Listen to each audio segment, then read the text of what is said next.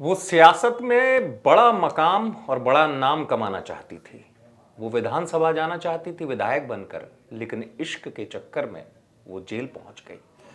कहानी बड़ी उलझाने वाली है, चौंकाने वाली है।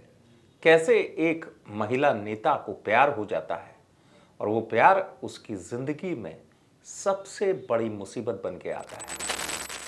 दरअसल कहानी है रितेश डामोर हत्याकांड की, झाबुआ के, जहां पर जो एक आदिवासी संगठन की बड़ी महिला नेता सुमित्रा सुमित्रा मेड़ा, कहानी में बताया गया कि 10 साल छोटे लड़के रितेश से उसको प्यार हो गया और ये प्यार इस कदर परवान चढ़ा कि जिंदगी में वो मोड़ आया जहां बात मर्डर तक पहुंच गई। कहानी शुरू होती है उस दौर से जब रितेश इंदौर से पढ़कर झाबुआ आता है। झाबुआ में उसकी दोस्ती महिला नेता जो है, जान पहचान कहें, क्योंकि महिला नेता का एक एनजीओ चलता था, उसके जरिए जान पहचान हो जाती है। फिर वही रितेश महिला के साथ ही झाबुआ में पति भी रहता था, जाहिर सी बात है महिला का, उसके घर में रहने लगता है। दोनों की मोहब्बत चलती है और पति को पता चल जाता है कि मेरी पत्नी को 10 साल छोटे लड़के रितेश से प्यार हो गया है। अब आपके जहन में आएगा कि पति आग बगबूला हो जाएगा और पति कुछ भी कर देगा, लेकिन प्यार की इस कहानी में जो कुछ हुआ वो अपने आप में सबसे अलग था। कभी आपने नहीं सुना होगा। पति को अपने पत्नी के प्रेम पर जरा भी ऐतराज नहीं था। यहां तक कि सोचिए कि पति ने जो कोर्ट में एफिडेविट दिया जाता है, शपथ पत्र, पति ने शपथ पत्र दिया कि मेरी पत्नी को जिससे मोहब्बत है मुझे कोई ऐतराज नहीं है, दोनों साथ में रह लें। पत्नी ने भी एफिडेविट दिया था, इकरारनामा। बात यहां तक थी। अब सोचिए, जब पति को ऐतराज नहीं, पत्नी को प्रेम है उस लड़के से, सब कुछ ठीक है, उसके बाद ये कहानी, क्योंकि ये लोग साथ में घूमने भी जाते थे। अब आपको सुनने में बड़ा अजीब लगेगा कि कहा तो ये भी जाता है कि पति को पत्नी के प्रेमी के साथ रोमांस करते देखना भी उसे कभी खराब नहीं लगा। अपने आप में बड़ी अजीब सी बात है ये सब दौर चल रहा था।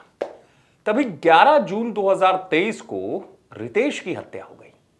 अब सवाल ये, रितेश को मारा किसने था? बात जब सामने आई तो कहानी खुल गई। दरअसल एक दौर ऐसा आ चुका था कि वो पति जिसे जरा भी ऐतराज नहीं था, वो पति अंदर ही अंदर चिढ़ने लगा था। उसके मन में अब आ गया था कि आखिरकार मैं कर क्या रहा हूं, मेरी पत्नी का किसी के साथ अफेयर चल रहा है, मैं सब कुछ देख रहा हूं, लेकिन अचानक उसके मन में यह चीज आ गई। और यूं कहें कि फिर बाद में उसने अपनी पत्नी को भी इस चीज में मना लिया कि इस लड़के को रास्ते से हटाना है।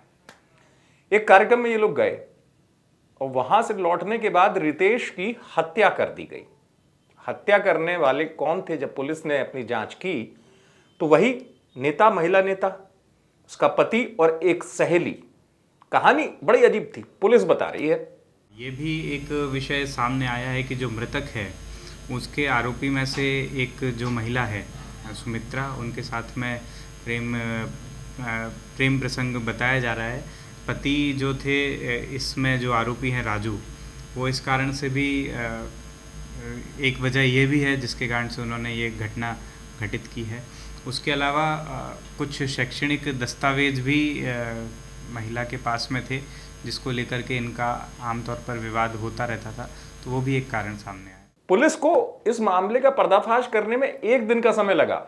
कोई बहुत बड़ी चुनौती नहीं थी। और कहा तो ये भी गया कि जो आरोपी थे वो इस कदर डर गए थे पुलिस की दबिश मिलने से पहले ही कि खुद ही थाने पहुंच गए थे। ये बात भी निकलकर सामने आई इस मामले में। लेकिन कहते हैं कि मोहब्बत जो है, मोहब्बत करना गुनाह नहीं है।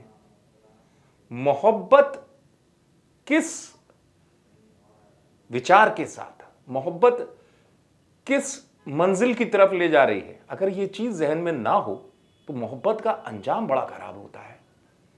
जैसा मैंने आपसे कहा, इश्क हर किसी को होता है, लेकिन कोई इश्क को खुदा मानता है और कोई इश्क में खुद के लिए बड़ी मुसीबत पैदा कर देता है। तो इस कहानी में भी यही हुआ।